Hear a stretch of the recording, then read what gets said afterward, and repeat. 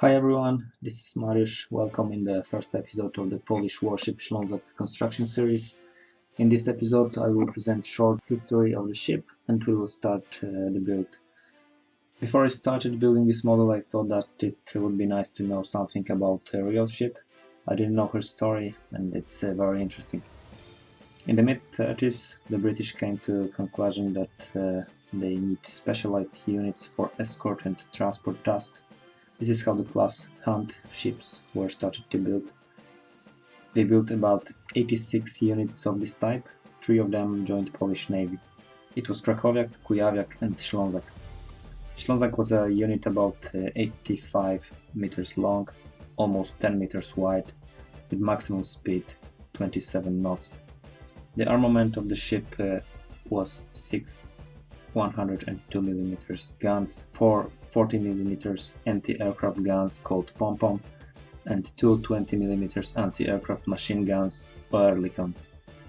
Ślązak had 2 deep-sea bombs launchers at her aft.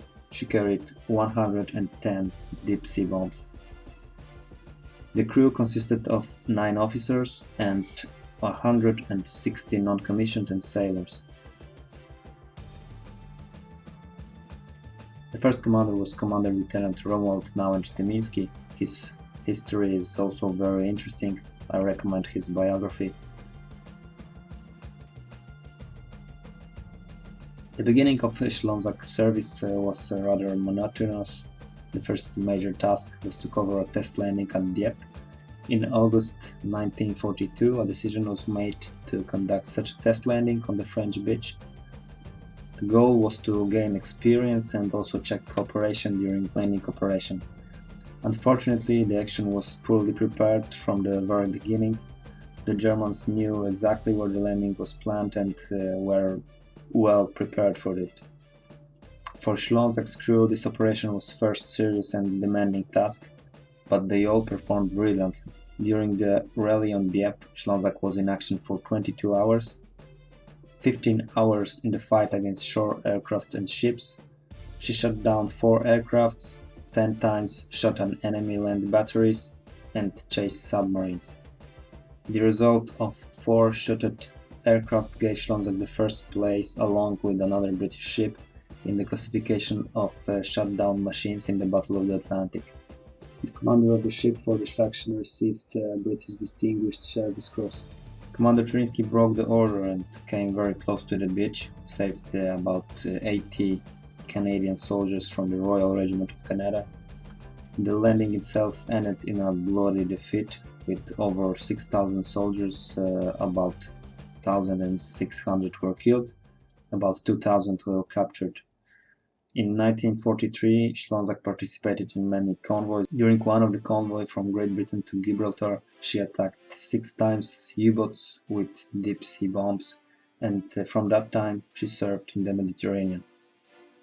Until 1944, she carried out many convoys in groups with destroyers, escorting British battleships, fought with German aircraft and submarines.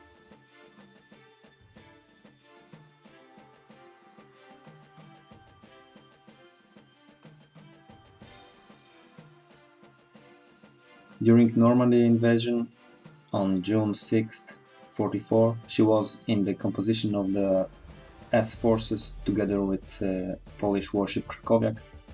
She covered the landing on the beach Sword, very effectively shooting the coastal batteries.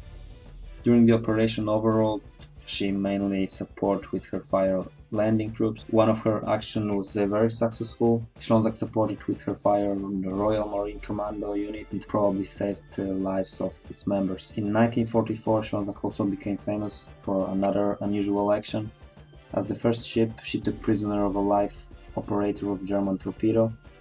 Neger, because that's how they call it, is a torpedo-carrying craft generally described as a human torpedo, which could not be submerged, but was difficult to see during night operations. The operator stopped by Ślązak was about 70-year-old boy. In September 28, Polish Hunt returned to England and then returned to the former name HMS Pedal with the tactical number Foxtrot 126 and remained in the reserve after the war. Polish Navy made efforts to keep the ship, but it didn't happen. Unfortunately, the ship remained out of duty for 7 years.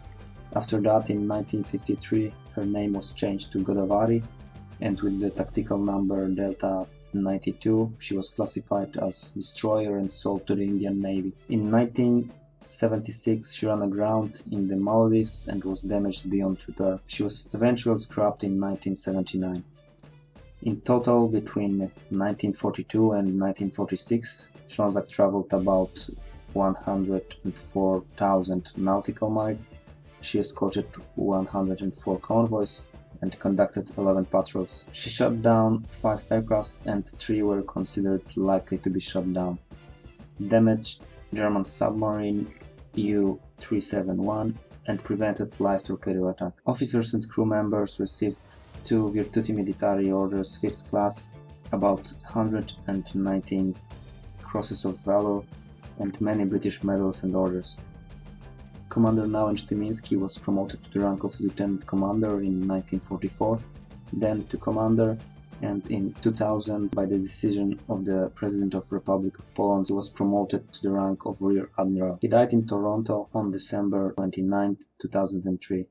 His ashes were laid at the Navy Cemetery in Gdynia. He lived for 98 years. Before starting the model, I made research on the internet and came across Mr. Waldemar Góralski design from the artstation.com website. I highly recommend these projects. In addition, I read the book of Mr. Mariusz Borowiak, Escort Destroyer Ślązak. I am aware that many of you don't use Polish, but I wanted to point out here that I have consulted and obtained a lot of information based on the books. After this short historical introduction, let's finally move on to building the model. As I mentioned in the first episode, this is a 1:700 scale model of the Polish company IBG Models.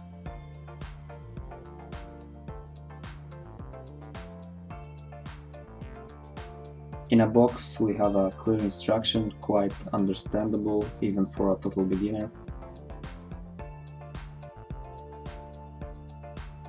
Everything is clear and transparent. We also have a rigging scheme and a painting plan with specified types of paints.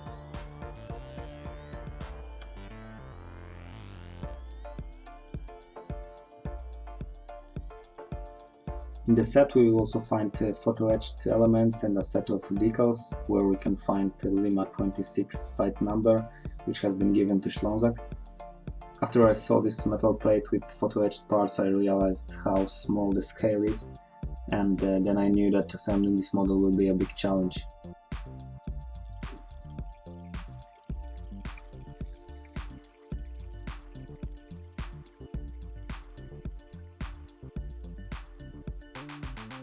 As to the moldings, for me, they are made very solid, even at such a small scale. Some details of the ship were included, such as portholes or elements on board.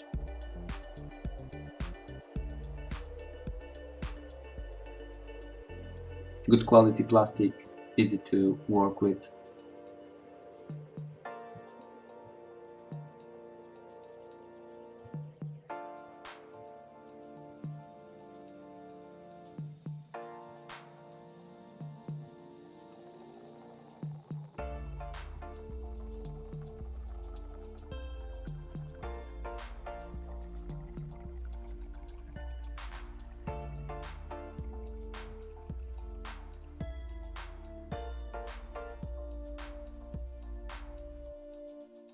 All moldings are separately packed in plastic bags. This is also a big advantage. However, I decided to wash them with water and soap.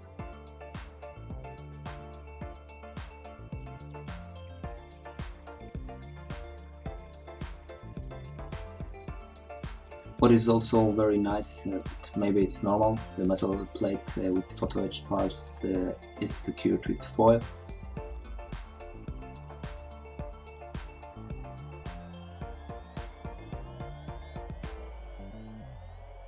First element was to cut out the ladders. Unfortunately, it turned out not to be so easy, mainly because of inappropriate, in my opinion, blade that should be more rounded for this purpose, and with such a pointy knife it was difficult.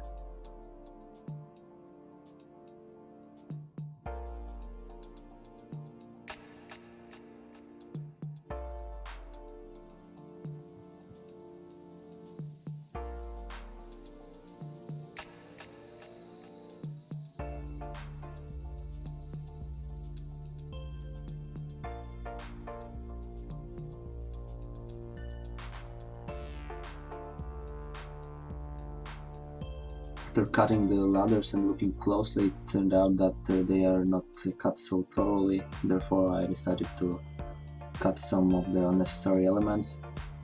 What can be helpful is taking, for example, a photo, because with the naked eye, with such small elements, everything cannot be seen, and in the photo or on the film you can see the elements that still need improvement. As you can see, cutting was not so easy. Unfortunately, I didn't have a different knife.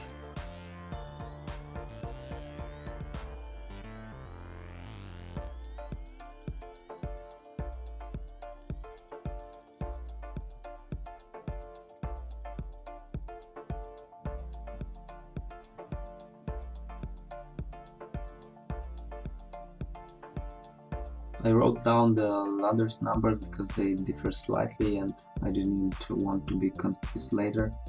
Then I started to bend the ladders. For this purpose I used a ruler and a knife blade.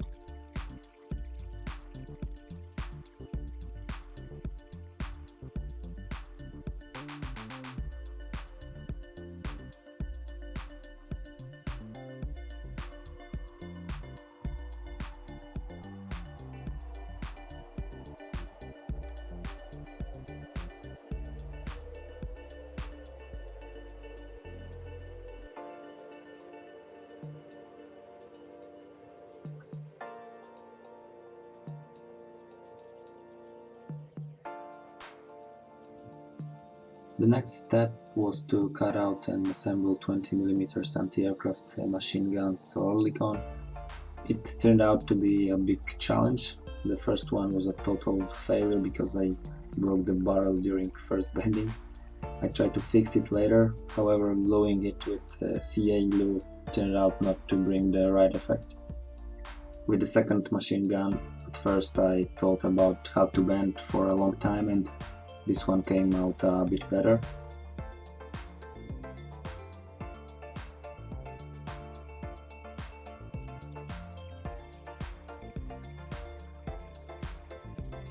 Fortunately, there are 6 Oerlikons in the set, so I had something to train with.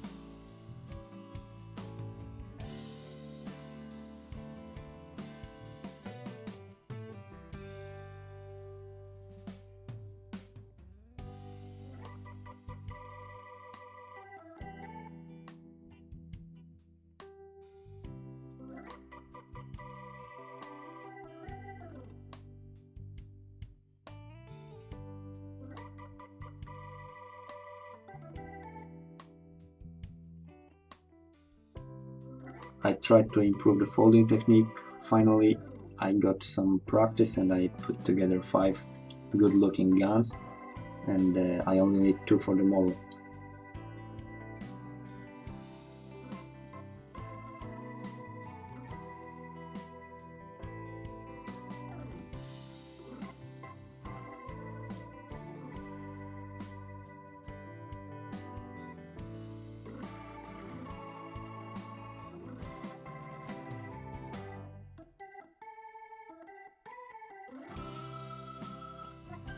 After reviewing all of them, I made some corrections, such as cutting the barrel a bit.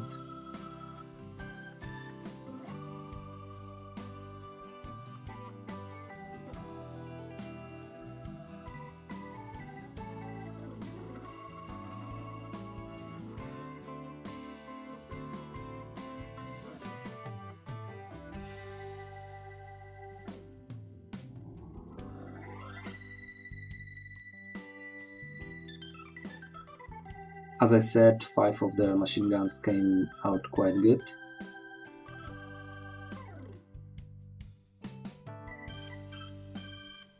This one is landing in trash.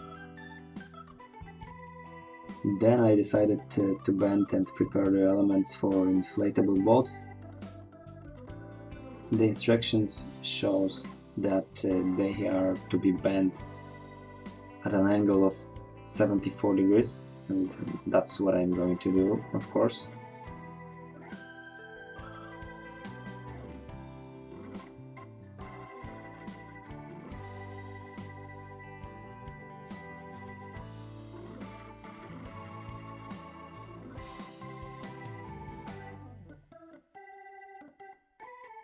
I use the ruler and the blade of the knife. Well, maybe I folded at about 73.5 degrees, but I was happy with the effect.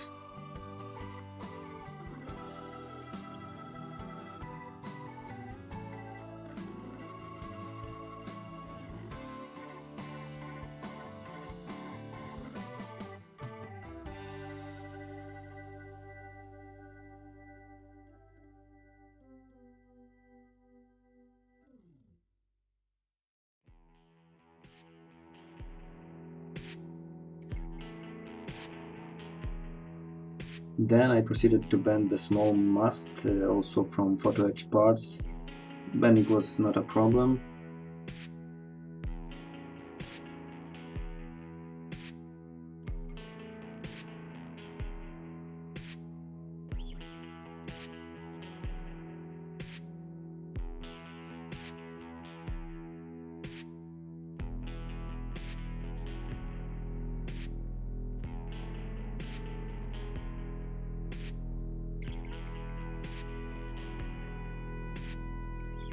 However, as it turned out later, gluing such small elements with cyanoacrylate glue was not simple. To be honest, I poured this element too hard, then I tried to save it, getting rid of glue, but it was very difficult with such a small element, and I didn't want to damage it.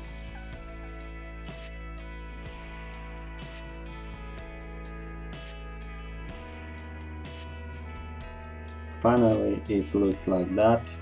I think that after painting it will not be that bad, although I wasn't satisfied with this result.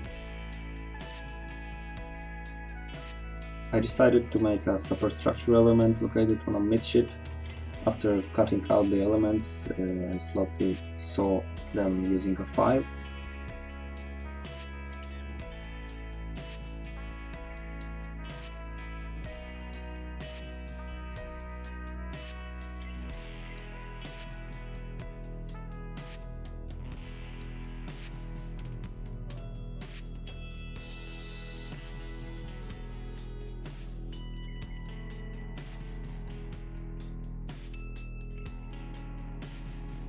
The next step was to cut and bend the rail.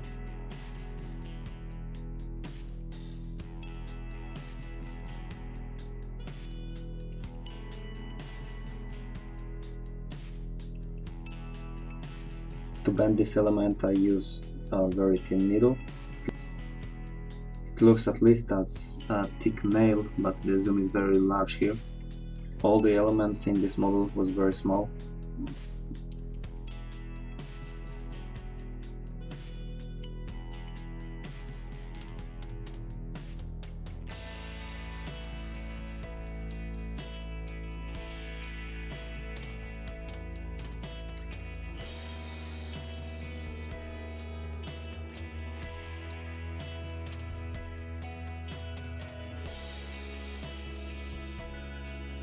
Bending the rail was quite well.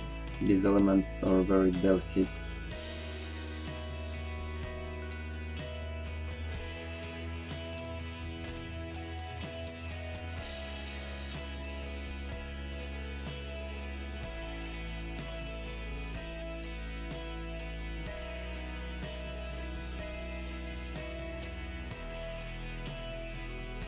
In the end, I was very happy with the effect.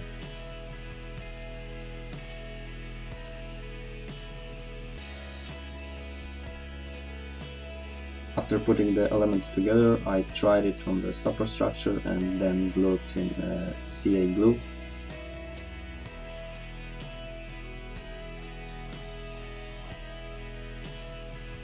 Then I glued two plastic elements. This was the last element I've made so far.